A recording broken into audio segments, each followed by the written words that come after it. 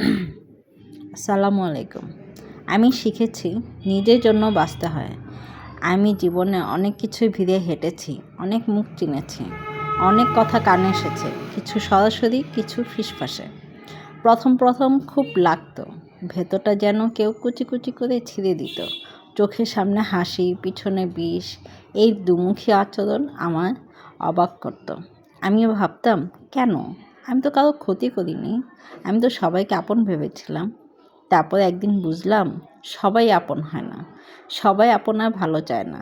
অনেকেই অপেক্ষা করে কখন আপনি হোঁচট খাবেন, কখন আপনি ভেঙে পড়বেন, যাতে তারা আড়ালে দাঁড়িয়ে নীরব আনন্দে ভাসতে পারে।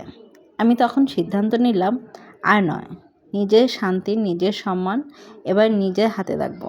কারো কথায় কান দেব না, কারো ছোট করে দেওয়া ভ্রুকুটি আমাকে স্পর্শ করবে না। যখন কেউ বলছে তুমি পারবে না, আমি আর পাল্টা জবাব দিই না, শুধু মন খুলে হাসছি।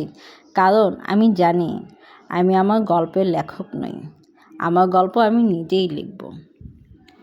আমার ব্যর্থতার মালিক আমি, আমার সাফল্যের মালিকও আমি। আমি শিখেছি সব প্রশ্নে উত্তর দিতে নেই, সব অপমানের প্রতিবাদ করতে নেই। চুপচাপ নিজের কাজ করে যেতে হয়। চুপ থাকা কোনো দুর্বলতা নয়, বরং ওটাই সবচেয়ে বড় শক্তি। আমি এখন অন্যরকম জীবন বেছে নিয়েছি। যখন অন্যেরা পেছনে কথা বলে, আমি সামনে রাস্তা খুঁজি। যখন ওরা আমাকে ছোট করে, আমি কারো উঁচুতে উঠি। আমি যখন বিষ ছড়ায় আমি গন্ধ শুকি গোলাপের।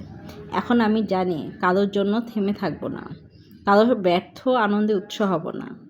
আমি এখন সময় বের করি নিজের জন্য, এক কাপ চায়ে মুগ্ধ হই, নিজের প্রিয় বই পড়ি, ছাদে উঠে আকাশ দেখি, পুরনো ছবিতে হারিয়ে যাই। আমি বাঁচি, নিজের জন্য বাঁচি।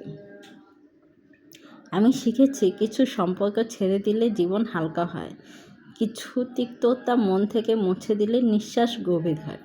সবাইকে সাথে নিয়ে চলা যায় না, এটা মেনে নিতে হয়। কারণ জীবনের পথে একাই হাঁটতে হয়, জীবনের ছায়ার সাথে নিয়ে।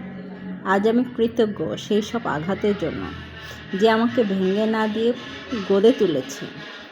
সেই সব একাকিত্বের জন্য, যে আমার নিজেকে ভালোবাসতে শিখিয়েছে।